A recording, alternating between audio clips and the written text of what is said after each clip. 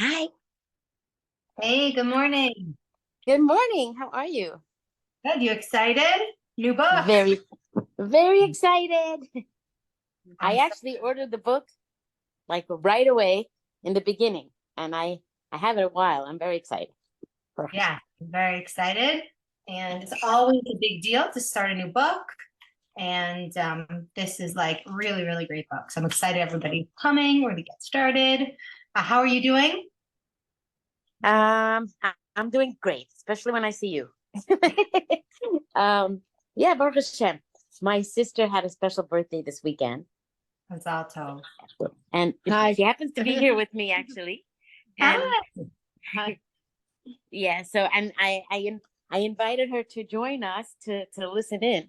Yes. So I'm sure she's gonna love it. This is Shani, my sister Hi. Shani. Annie. Hello. Okay, so we're very excited.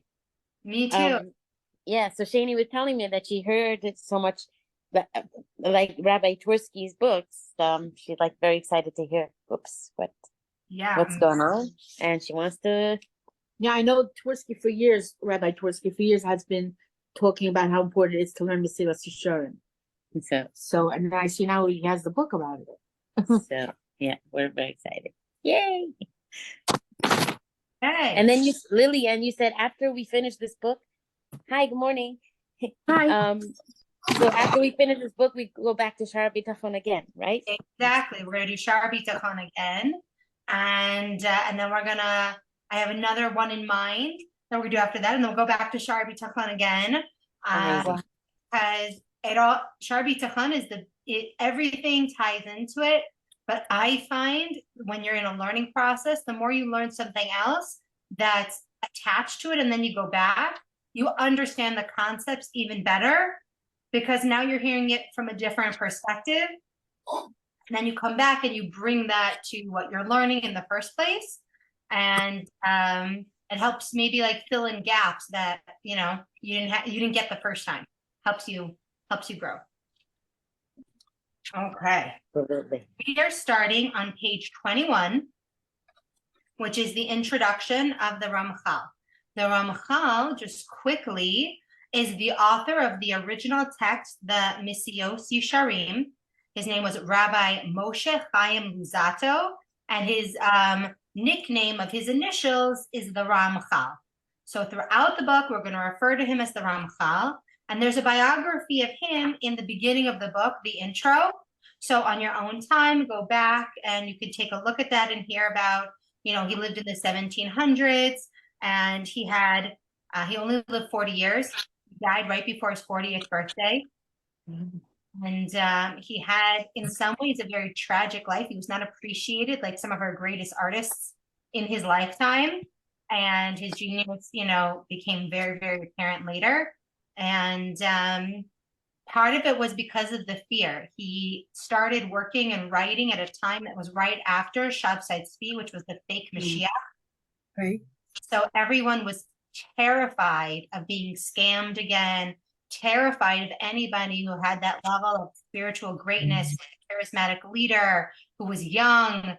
And that fear caused them to miss out on one of the greatest luminaries that ever wrote anything. And I'm not saying that. Everybody, the greatest Torah giants since say that. And so I think it's just right now, we're in a time of Mashiach. We are looking for Mashiach. We want him to come.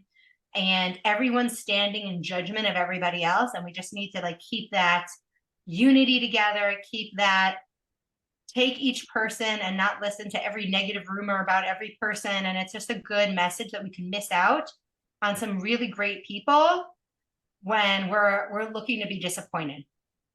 So we're going to start on page 21. So everyone can open your books, follow along. We're going to read the English, but anybody who wants to continue to develop their Hebrew, the italicized is a direct translation. I did not write this book in order to teach people something new of which they had been unaware, but rather to remind them of that which they already knew very well. In most of my words, you will not find anything other than observations about what most people have little doubt.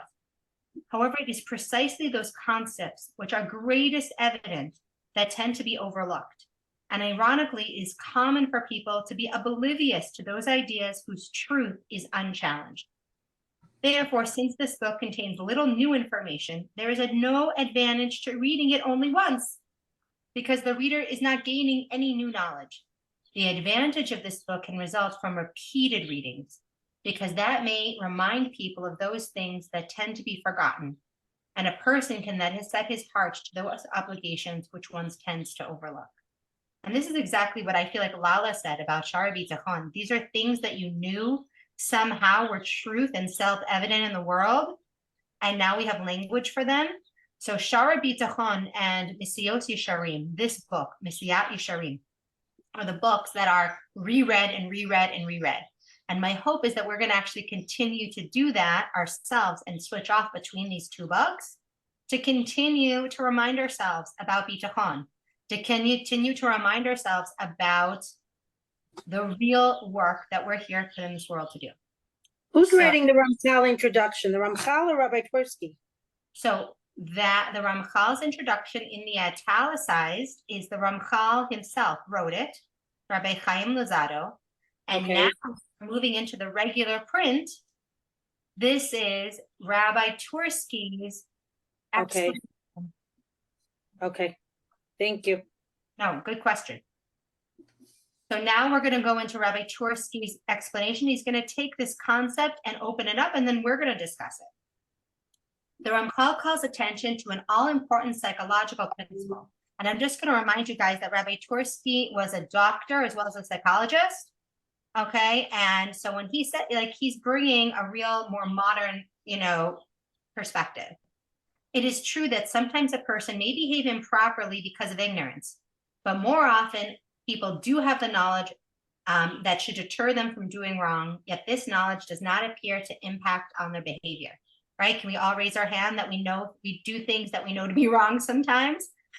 Okay, myself included. This phenomenon of being oblivious to that which one knows is referred to as denial. Denial is not the same as lying, because lying is a conscious distortion of fact.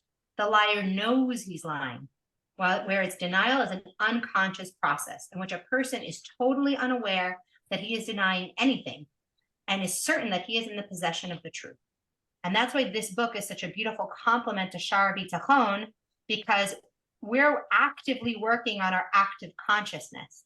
At the same time, we have to dig out that unconscious so that we can have the beautiful sense of calm and freedom from the anxiety, which is all subconscious. The dynamics behind denial are clearly stated by the prophet Isaiah, who described this phenomenon several thousand years before Freud.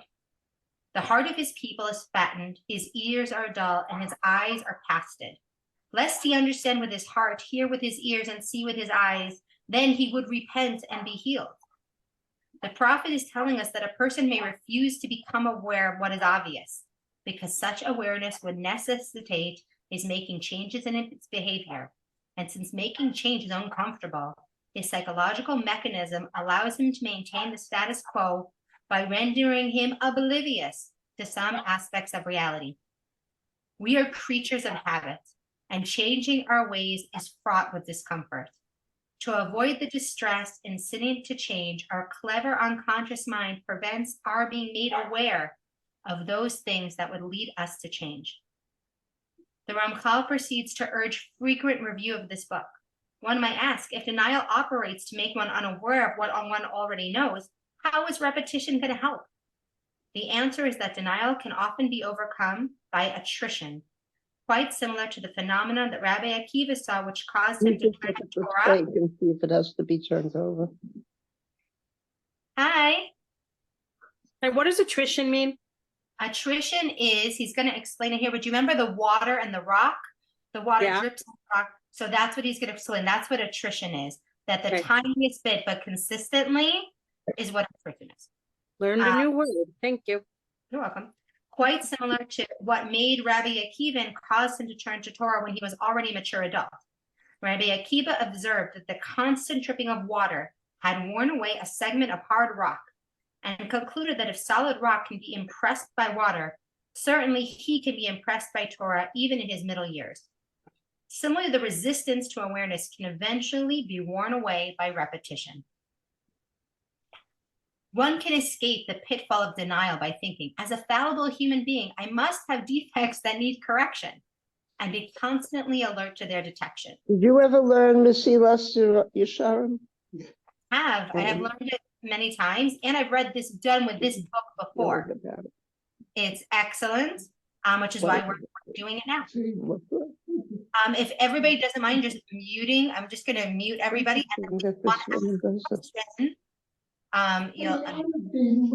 we don't want to have the background.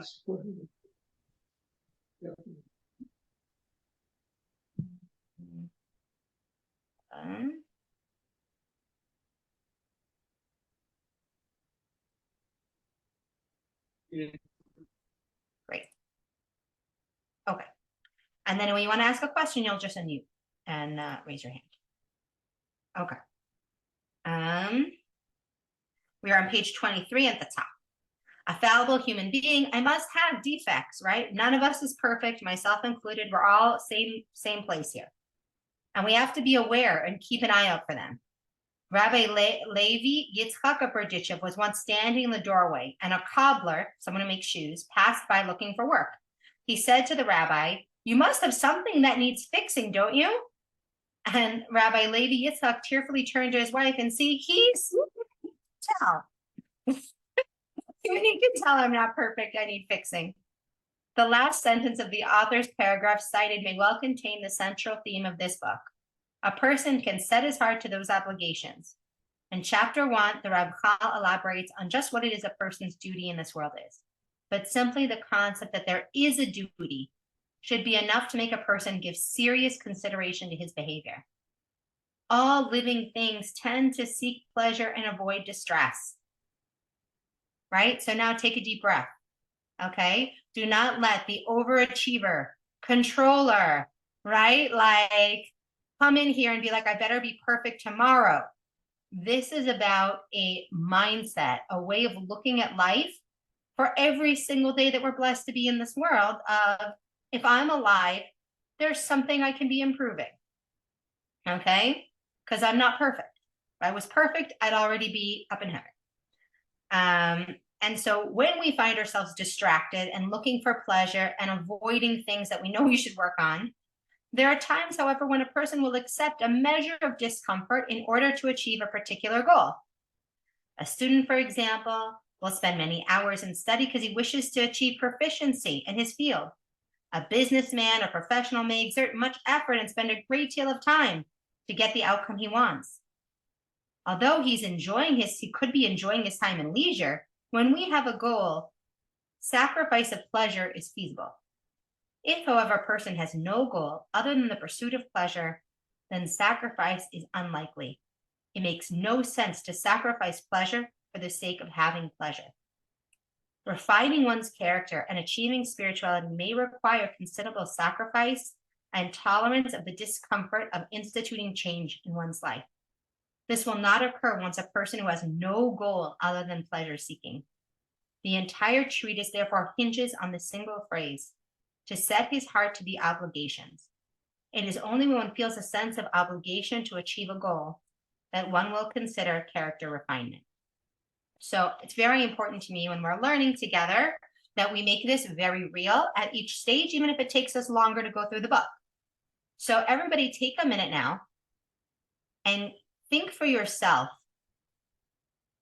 what goal in your heart from your values do you have that's going to make it worth it? What privileges do you enjoy in your life, right? We said we like privileges over obligations. We have privileges that are given to us in order to not just have pleasure, but privilege is a responsibility. And with a responsibility comes obligation. So take a minute and just think about all of your best skills, all of your blessings in your life, whether they're financial, whether they're relationships, whether it's a healthy body, whether it's the fact that you're alive, whether it's the fact that You have a lot of opportunities to be of service to people in your life who need a lot from you. And if all of us were a soul given a costume and a set of character traits and put upon this stage, right? Are we willing to pull back the curtain and get to playing, get to doing whatever we're put here to do? Do we believe that we're really put here for a reason? That the things that we've been given in our life are for a purpose? And part of that purpose is to refine ourselves into the best version of the character we're here to play. So we're going to just pause for a minute. Everyone take a minute. You can journal, think about it, and then we'll open up a quick discussion only if people want, or we'll continue. It's up to you guys how much you want to share versus how much we're just going to pause, myself included, and think.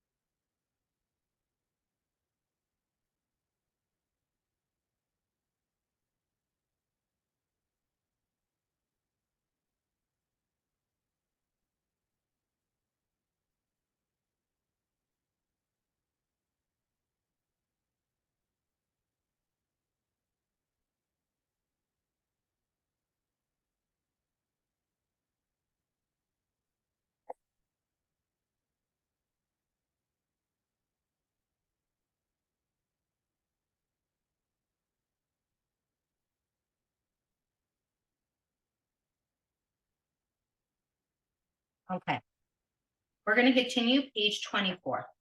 So now the Ramchal, the author of the Misiyat Yisharim, is talking, the one who was born in the 1700s, because we're in the italicized section.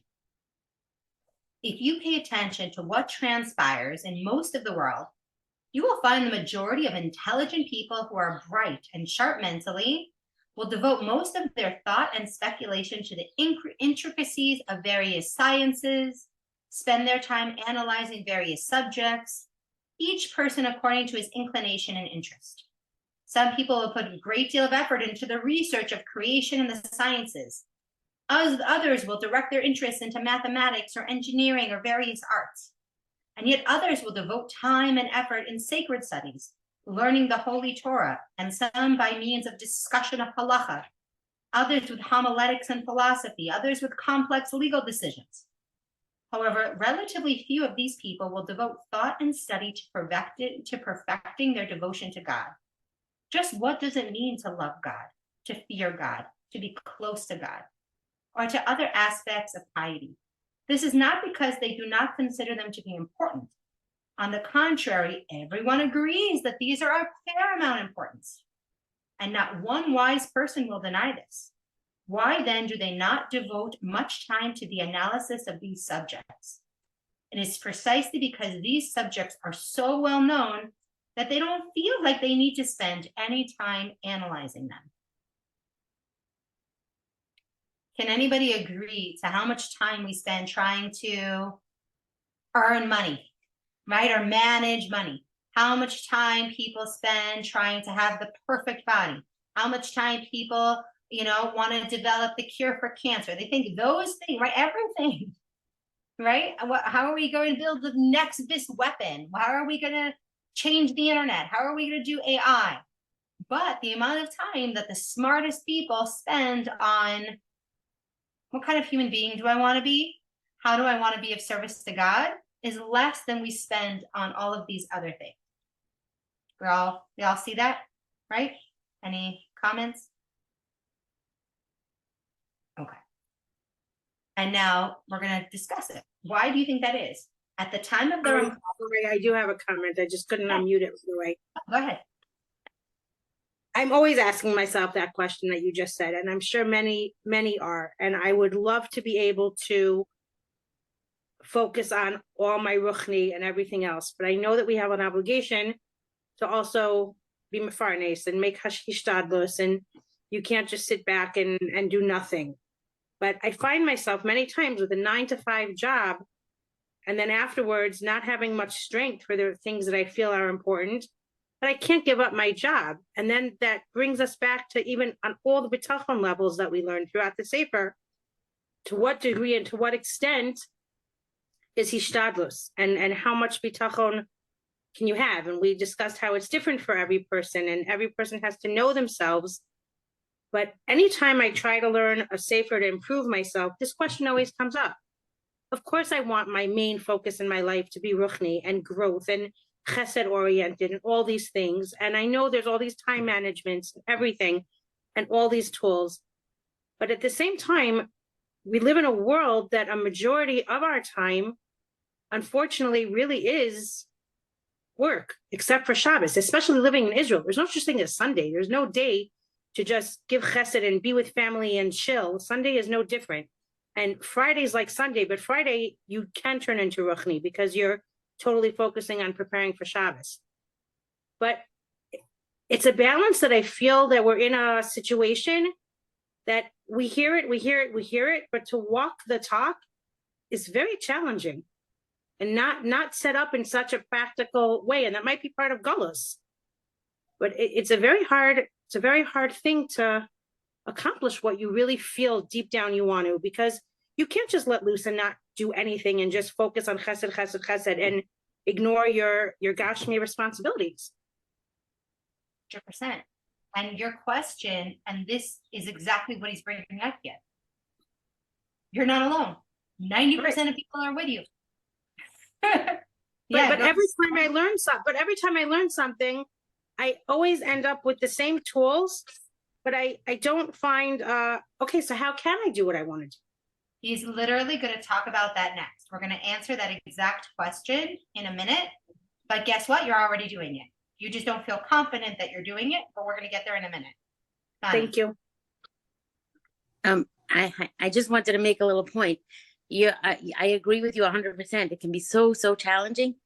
I'm just wondering, it might be helpful to like switch one little thought there. You're separating and you're saying, how can you put in the ruchnias when you have so much gashmias in the way and all that?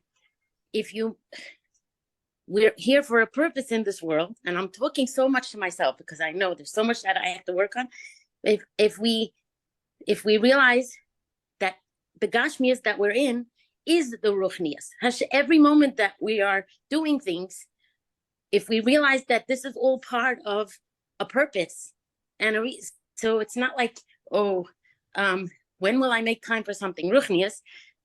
Even the breathing that we do and everything is all part of our avodas Hashem, because it's, you know what I'm saying. So even when you're at work, like I know my father always used to speak and his and he would say, like when you go to shul, very nice, but the point is also once you go out of shul and you go to work and all that, you have to take it with you, and it's all part of avodas Hashem. And when anytime a circumstance happens and something is going on, we have to stop and think, 1 minute, why is this happening? Hashem wants this to happen right now. So how am I going to deal with it? And how is it going to help me connect? So I think if we just change that perspective and realize, then it's going to be a little easier. I'm talking to myself while I'm talking to you. I appreciate it and I hear it. I'm just trying to figure out how, and I come up against this. How does billing on a computer system for 8 hours a day, where's the ruchni in that? And then I say to myself, I'm helping my husband. Maybe that is the ruchni. I don't know. Well, let's see what Rabbi Tversky says, right? Psychologist, it's very, I feel like, comforting to know we struggle with the same things they struggled with in the 1700s. Life isn't any different. So like, go ahead, Lala. I do. I love what Connie, is it? Connie. Okay, what Connie said. I think that at a certain point, studying and all of this, I kind of had this aha moment of, I'm already doing this. And if the the concept, I think that they use the word pleasure here, and the concept, the difference between pleasure and joy, and is really big. Kind of pleasure is very in the moment, and joy is this underlying thing that we feel. And I think that that, you know, people talk about finding the gratitude and doing all of this in life, but it is that the bitachon part that, like, I connected everything for me, that it's all the stuff, the seeing the joy and not having guilt because you didn't see it before, that the gratitude that I kept, you know, you keep looking for a purpose, and we're obviously here, you know, to repair the world and our own things. But like, I think that shift in the mind shift is actually probably the biggest component to realize that all of the gratitude and the joy is what takes to repairing the world and repairing yourself and growing yourself. And this looking for purpose, or looking for what this means, I feel like just what Shani was saying was that, I mean, gosh, I wish someone told me this when I was in my 20s, because I was doing all of that, but I kept looking for the purpose, the thing. But it's actually just to live, and to be able to find the gratitude or the difficulties, and find them as gratitude to bring joy into your life. And it is, I think, just a mind shift in many ways, but it's really hard. And in my 20s, somebody could have told me this a million times, and I still would have looked for the purpose. What was I doing this for? Where was I trying to achieve? When just living and is kind of it. I mean, if you purpose in everything you do. So You always give me chizuk, Lala. well, I'm just amazed. I mean, I am. I think what Fani said when she just said just the breath. I Yeah, mean, she's what a right. miracle that is. Like, what, you know, what it takes our body to do all of that. But I think that sometimes the world, like, when you get into learning all of this, you feel, I don't know, there's a guilt, that feeling that oh my gosh, how many years was I not grateful that I didn't know about the breath? Like, I was doing it all the time. Why wasn't every time I was doing it thinking, wow, this is, I'm so grateful for it. So I think it is exactly that mind shift. I think that's a really good, and it's only happening for me like in the last few months, like going, oh, I already did all this. I just didn't know. Like, I didn't have to work so hard. I don't have to work so hard all the time. Don't have to beat myself up all the time, because we're already doing it. So I liked that. I appreciate how you It's said. so important when we go through these books, is somebody who also is a recovering overachiever, hyperachiever, control, like, oh, they're saying I have to do it, I have to do it. How come I'm not doing it? I'm not doing it right. I'm not doing it. You're doing it fine. He's saying that everybody is going to have to, like, this is like water on a rock, like water on a rock, right? Drip, drip, drip, drip, drip. And like every drip is going to add up to making this beautiful design that is that sense of revelation. And then you still have to keep dripping the water. You don't get there and then you stay there. It's a constant, you know, repetition process. So he's saying that exactly your point. Let's talk about it. The Ramchal says, okay, bottom of page 24, there are a few texts of Musar which were always greatly revered. Scholars read them in their spare time, but they did not talk about them. They were not the text for lectures. They were not courses. They weren't even like a personal study.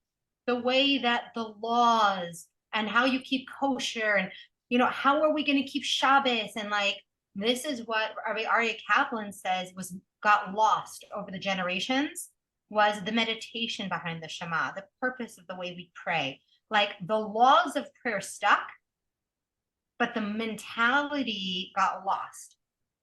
And as we noted, Rabbi Yisrael Salon's efforts much, much later to make Musar become something that they have to learn in yeshiva. And I will still tell you, I hear in my kids' school, sometimes they're learning these books, and that's the blow-off class still. That's the class that's not taken as seriously as math or English or like something you get graded on. because you don't really get graded on these subjects. Your grade is how you live your life. There's no like, oh, like you knew the right answer. There is no exact one right answer. There's this process of evolution. And so many educators were in fierce opposition to this being part of the daily curriculum. Like, you should learn bookkeeping, right? Like, this should be something that everyone has to learn. We feel the same way about healthy eating. How come they don't teach kids what they need to know most? How to file taxes, how to keep books, they're right, how to balance their checkbook, how to eat well, and bitachon. We would teach them just those things. They would be way more ahead in life. Okay? Instead, we spend the rest of our life trying to learn these things. It is related that someone asked Rabbi Yisrael whether 15 minutes that he can spare for a Torah study every day should be spent on Talmud or Musar. And put into your own context, Talmud being whatever you think is important. Because to him, Talmud was the most important thing. So paying my bills, working, exercising, diet, whatever it is you think you want that gives you achievement, status, respect, the physical stuff we need to do every single day. Okay? Or should he just 15 minutes of Musar?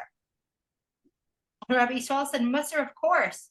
But the man challenged, do you mean that you think this is more important than everything else I have to do all day? Not at all. But if you would learn Musar for 15 minutes, you will discover that you could find 3 extra hours to study. Right? It's like when you spend 5 minutes meditating, your work that you do is so much more focused afterwards. When you talk about your values, about nutrition or health, all of a sudden your choices are so much easier that day. Right? And so that's why, again, he's saying it's drops of water on stone. We have to just keep tip, drop, drop, drop, drop. Even those who study Torah diligently should devote time to the study of character refinement and the analysis of where they stand relative to love and fear of God. The Talmud states that Torah is a double-edged sword. If one is meritorious, it is a powerful force for good. If not, it is a destructive force. The Talmud terms zaka and lo zaka, meritorious or not meritorious. And there's another Eckhart term means pure. That means if a person has purified himself, his Torah will have a positive effect. If he has not purified himself, then the study of Torah can have a negative effect on him. Therefore, it's important that a person learns Torah to examine himself carefully. One of the Hasidic masters, prior to beginning the study of Talmud, would meditate on teshuvah, returning to God, and tearfully say, Ribono shel olam, Master of the universe, let me not be of the one who had said to the wicked, why do you speak my laws if you despise Musar? Musar is thus a central prerequisite for the study of Torah. And study of Torah is everything and anything important, because how we eat, how we walk, how we spend money, all of that is Torah. How we raise our children. And so the more that we become refined characters, Lala said, it just enhances every other aspect of our life that we're doing for 90% of our day. But we all know our relationship with our children can be the most beneficial thing in our life. It could also be our greatest struggle.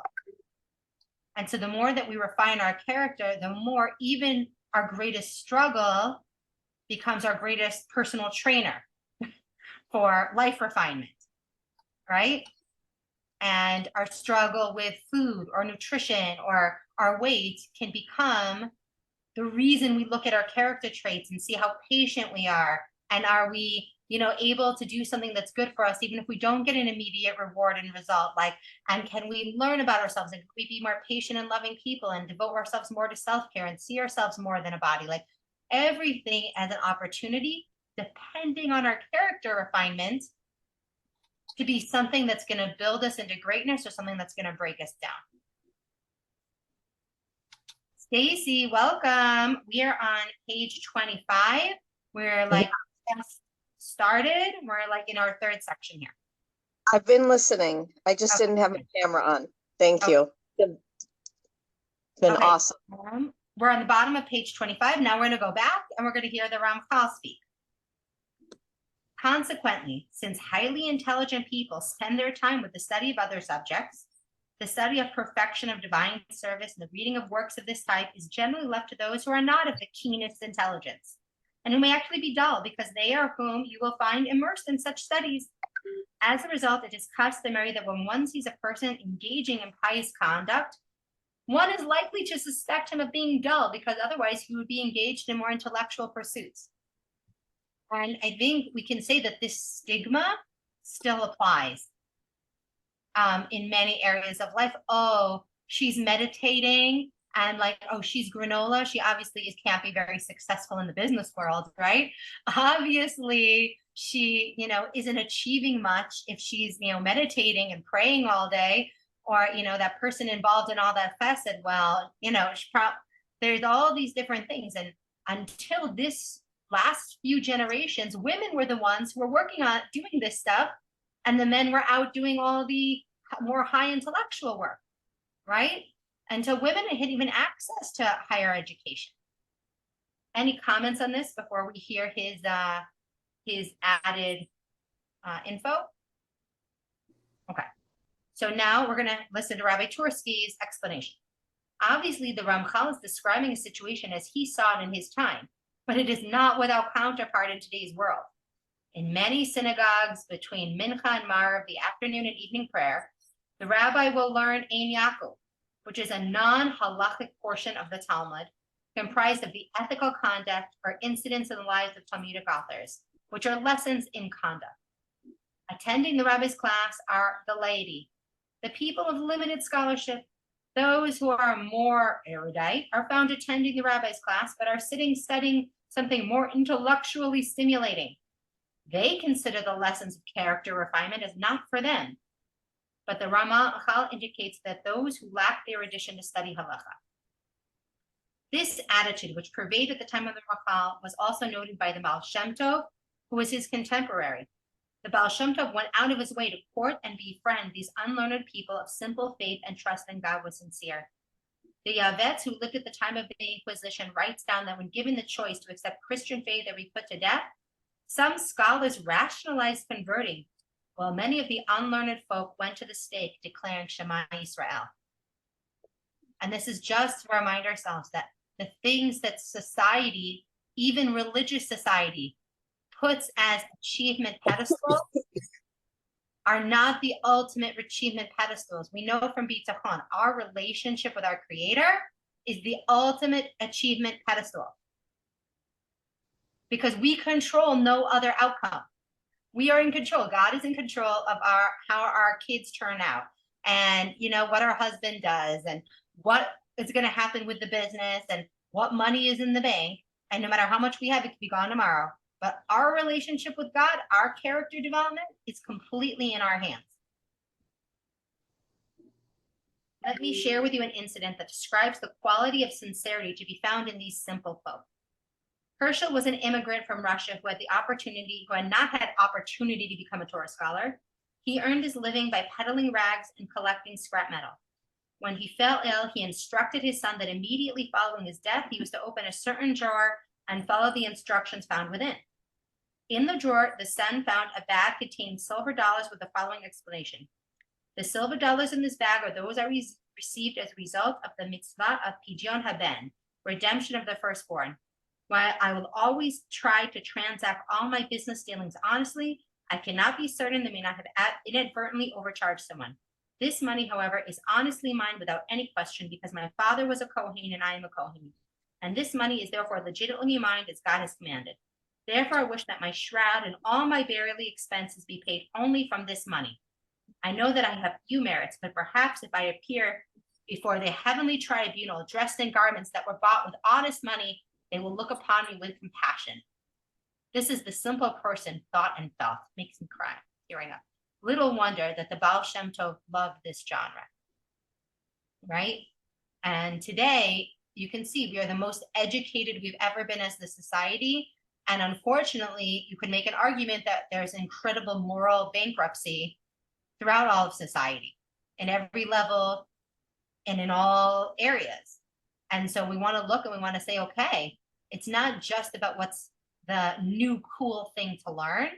It's about coming back to basics and working on ourselves from our foundation. Continuing in the Ramchal, the italicized on page 27. Both the learned and unlearned people suffer because neither of them have true piety, and it's very difficult to find a truly pious person. The learned lack true piety because they don't spend enough time investigating it, and the unlearned lack piety because they do not have an accurate concept of it. As a result, most people have a distorted understanding of what piety consists of, assuming it to be limited to recitation of many psalms, long confessions, severe fasts, immersions in the mikvah, and all of which are incompatible with sound reason. While it is true that in the very early Mussar writings, fasting and hurting yourself were described as acts of penance, Ramchal discourages such practices. The Baal Shem Tov and his disciples followed in his footsteps. Perhaps earlier generations were of a metal where these were the proper way to come close to God, but for later generations, they were improper. Inasmuch as these practices are not mentioned in Halacha and were subject to change by later authorities. The Hasidic master once discovered one of his followers to be fasting frequently, and he said to him, I see you are trying to do a complete job. First you sinned to ruin your shama, and now you're fasting to ruin your body.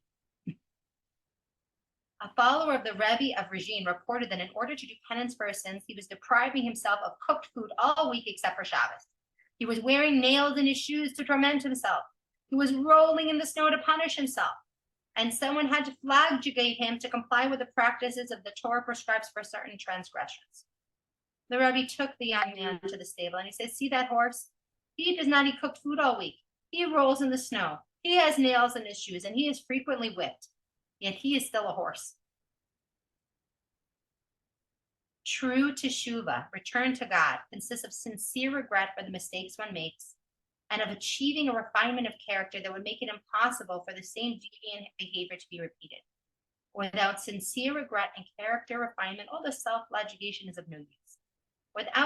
With them, self-flagellation is unnecessary. Ramchal appears to assert that even Torah scholars may not derive all that is necessary for proper behavior from their studies. Can there be such a thing as proficiency in Torah without suitable character traits? Listen to what the ethicist Rabbi Chaim Shmulevitz has to say. The Torah relates that there are 3 angels that visited Abraham. He saw them, and then again he said, I saw them and ran towards them. Why does the Torah state twice that he saw them?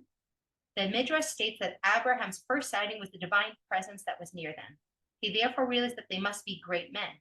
Yet he did not run to greet them until the second sighting, when he saw they were acting with great respect towards one another.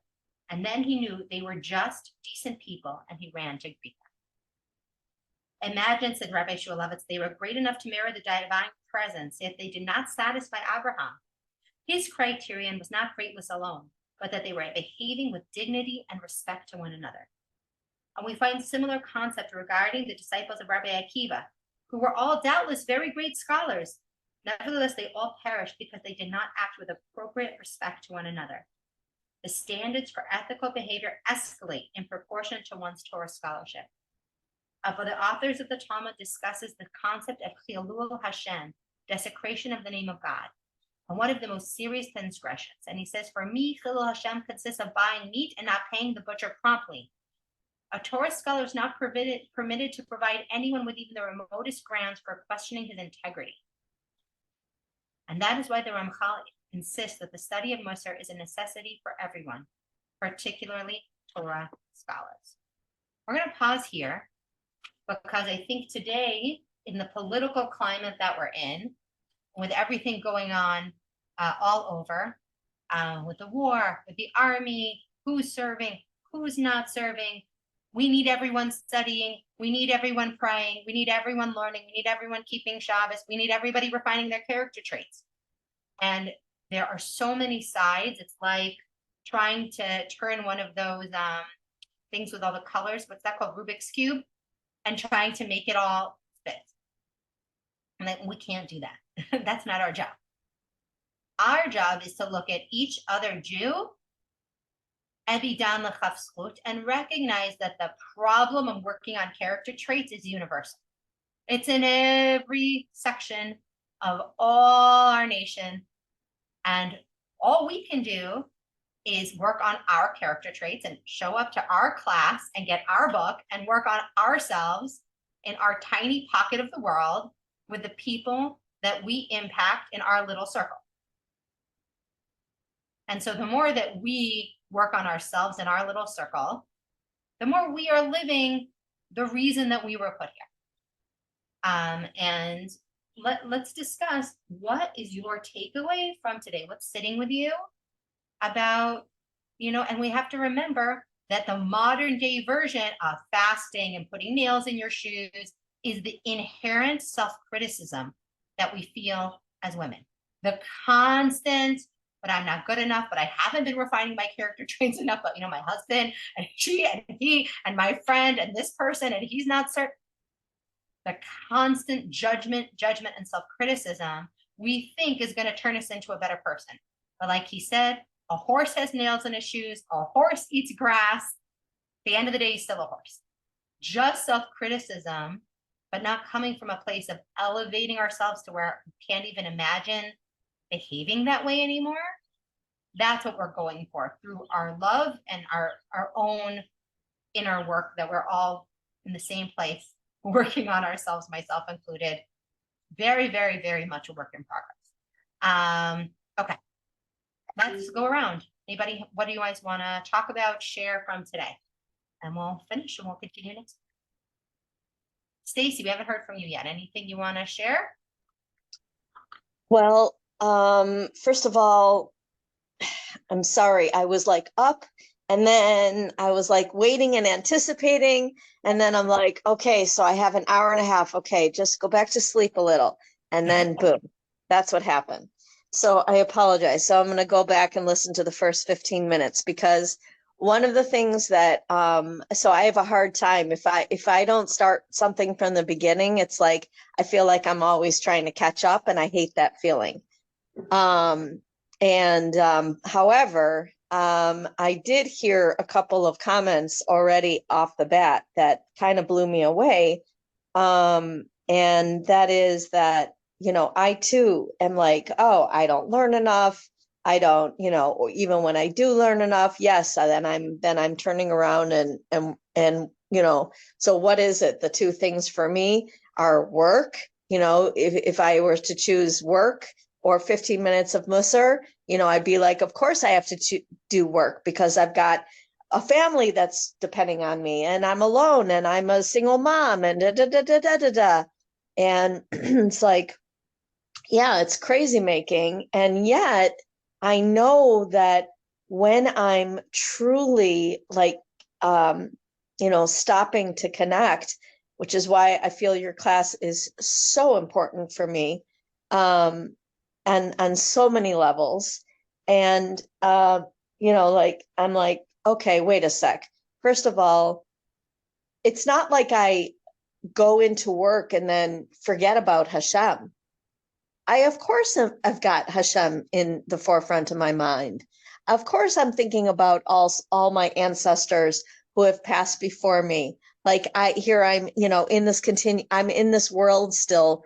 And it's like, I'm a spiritual person. So it's not like I'm shutting it off or anything like that when I enter the other world other than Musar. So, I need to give myself a break, is what it is. I am very self-critical. I forgive myself for not waking up exactly and being online, with you guys at my time, 8. And, it's like, no, I'm doing it. And I'm showing up. And, we are also, and also I want to say, I have a nephew. It's my niece's husband. So he's not my blood relative, but he's Israeli. And he is constantly bickering and spreading anger over the fact that Haredim are not serving in the army. And it's upsetting to me. And to hear you say, really, that, I wish I could say to him, look, you know what? We are all a work in progress. we are all a work in progress, and you too are a work in progress. And, you know, love and compassion for others is obviously something, not that I'm going to be his teacher or anything, but I can forgive him. Like, he is a work in progress too. And I don't have to be mad at him for doing that. So that's all I got to say. Or Can everybody I has- just say, I hopped on ahead. here late. I was in an Aliyah expo. I'm looking to put out feelers and maybe trying to make the move. So I came in late, but just to hear that was worth coming. Thank you for sharing that, Stacey. Meant a lot to me. Sure, of course. Nice to see you. What were you going to say, Lily? No, I was just going to say, I think that's, you know, he just said in the book, you know, whether you've been only working on, you know, your general spirituality, but you haven't been studying kind of more of the practical also laws, or you spent your whole life studying Talmud, but you, of course, know you need to be a good person, but you haven't really studied how to refine your character traits. Everybody's got to be compassionate for everyone else, but everybody's got to be working on themselves and recognize that that refinement of our character traits is the key to getting what we want. You know, we want Achdut, we want Mashiach, we want safety for the Jewish people, we want to be a light to the nations. That's the vessel, right? That's what he's saying. It's like you gotta perfect the vessel that's holding all the light. And I think that's why one of the amazing things about the generation that we're in is that it's there's a lot of darkness, but that's all the potential for all the light. And there's also so much learning that's going on, and so much understanding that we need character refinement, I think, which is really important. I have a quick question, and it's embarrassing, but like Musar to me is like means, you know, like is Musar the basically working on character traits? Yeah, that's exactly what it means. Okay, so why does Musar have such a negative connotation to me? I don't know why. Because there were, I think he said, many generations where people saw working on your character traits as incredible self-criticism and Got it. thinking and be afraid of God, and you're going to burn, and you know you're not worthy. And I think, you know, Hasidism started at the same time as the Ramchal, which was going out and everybody's worthy. You were born worthy, and I just want to help lift you up so you know what to do with your worthiness. Like, the world needs you, you know? And but it's hard for those of us who have heard a lot of that negativity from people from, you know, even in the secular world. It's very much there. You know, you're not making enough money, obviously you're not working hard enough. Well, there's people who work very hard and aren't making it, and there are people who don't work that hard and have a lot of success. Okay, so obviously God has a hand here. It's not always that you're doing something wrong, but like he said, everybody's doing something wrong. That greatest tzaddik, someone walked by and is like, here, you know, let me help you. You know, of course you need to have your, you know, windshield cleaned. And he's like, even she can see I'm dirty, right? Like, everybody's got dirt. Okay, nobody is all clean. So like, take a breath. And So it's character, it's working on your character traits, but it's not doing it in a self-critical way. It's not beating yourself up. It's still working on your character traits, but with kindness. yeah, And that's what this book is about. That's our approach. It's not like today. I mean, in other words, I gravitate more towards Hasidut because of it. Plus the fact that I'm, you know, my family, my grandparents were all above it. So, you know, I'm like, ugh, I don't want all that. You know, I want to be, even though I don't even call myself a Lubavitcher, but I have it in my blood. So I have both sides you know, and it's really interesting. I'm very confused sometimes. Okay, so is everybody. That's what he's saying, is that, we have a consciousness and an unconscious, and what we're just working on in Musar is working on letting go of our unconscious blocks, those limiting beliefs, as they like to say in modern coach speak, so that we can be the fullest version of ourselves. Esther, Khani, Lala, anybody have anything you want to share about today?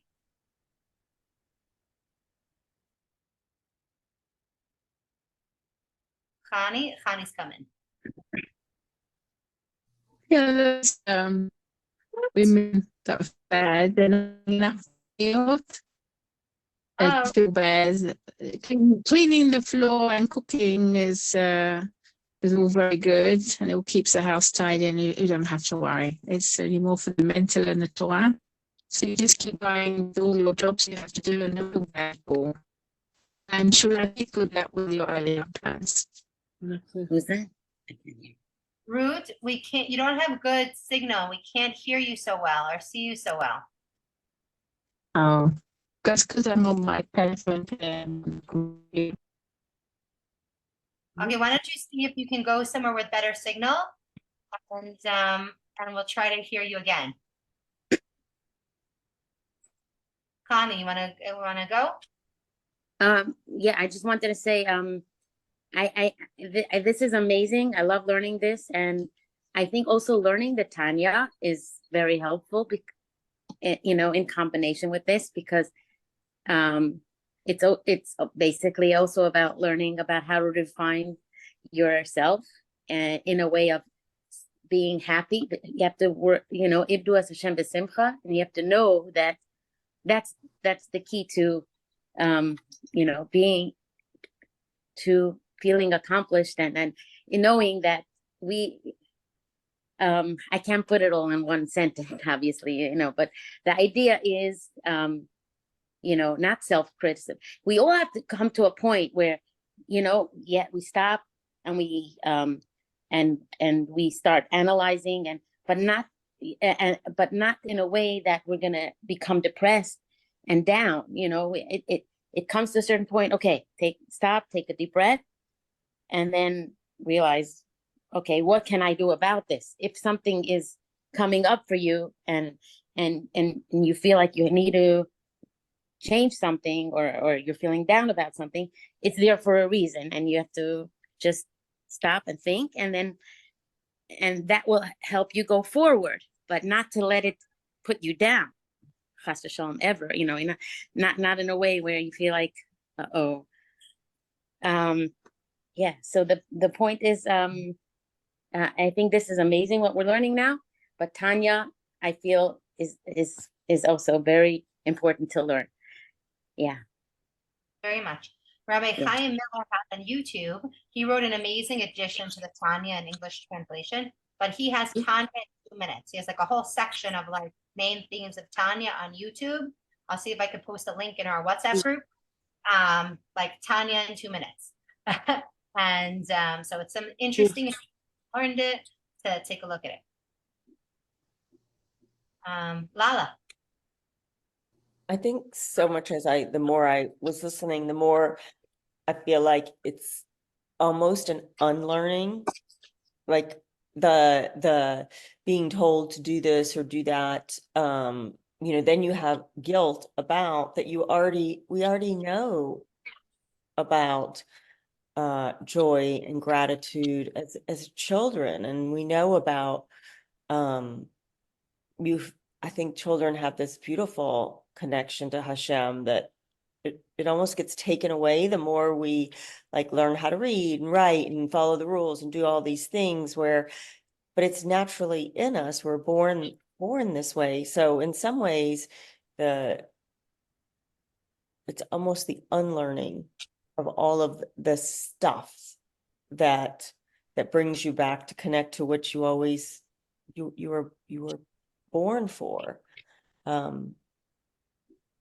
The guilt, so all of that stuff, it's if we could just unlearn and see the beauty in everything, children naturally like help each other. Children naturally find joy. Children naturally do these things, and then we learn all these other things and have to follow all these rules in life.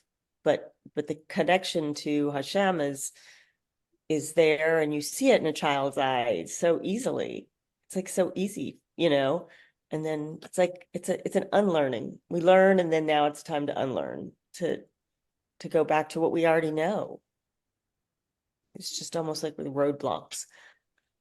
It's a great line. You know, ma'aminim b'nei ma'aminim, we're the believers, children of believers. You know, that it's baked in to have that faith and trust.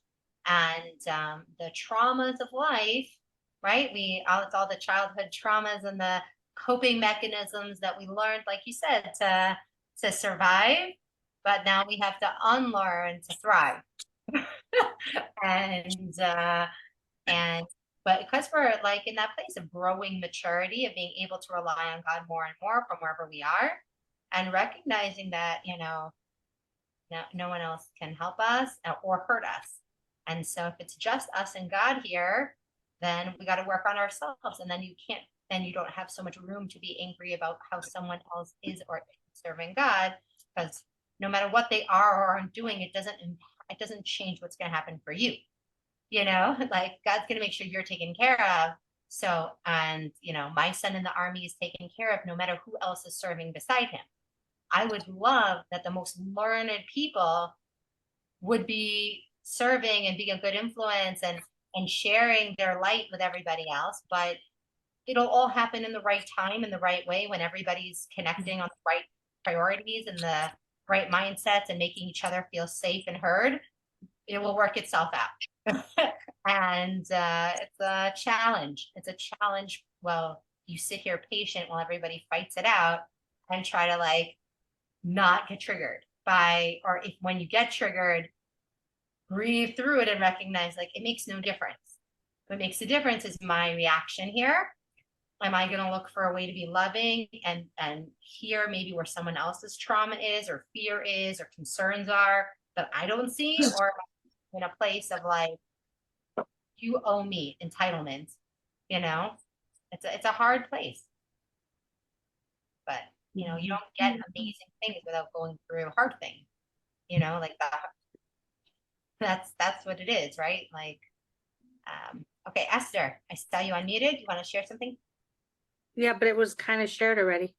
Thank you. Okay, say it in your words. Go for it. It's amazing how right away I like these practical books where like you can walk away and say, okay, I can carry this through my week now. This is something practical. And what Khani pointed out to me, that shift in perspective of, to you it may not seem, or to me, whatever, that it may not seem like it's ruchnius, but our job is, and we get this through bitachon, realizing that it's HaKadosh Baruch Hu putting us in this situation, and that's what we were working on. And she just like clicked the puzzle pieces together for me, that every single thing that we're doing, even if it seems to us as mundane job and work, it's exactly where HaKadosh Baruch Hu wants us to be at that moment. And our job is not to change where we're supposed to be, but to switch our mental thought and our outlook on it, and accepting and figuring out how we can put the ruchni into that situation. And that is where the actor of what you said, where do we want to be? You know, we're placed in this play, we're placed in this scene, and we need to act the part, but we need to do it properly. And in which way do we want to do it? Do we want to do it through ruchni, or do we want to do it through mundane? And I got my answer. We need to want to do it. We need to do it the way we want to do it. It goes hand in hand.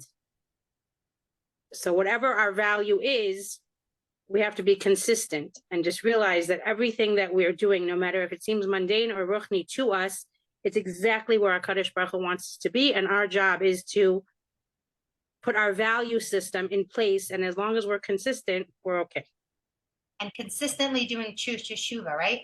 Like consistently returning, because nobody stays in their values like all the time. Right. Right. Okay, You said that when we even did that value class, it was like yourself said, your values shifted, it changed. 100%.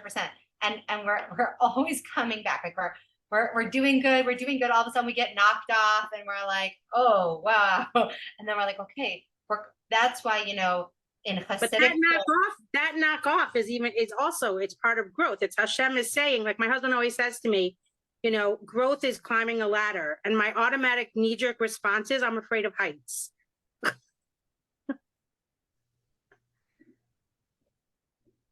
100%. Okay. Any last thoughts for today? And then I think this was a great class. I'm really looking forward to this book. There's gonna be a lot of discussion. I'm not planning on rushing through it. I hope that's okay with everybody. The point is what we absorb, not like how fast we check the box of finishing it.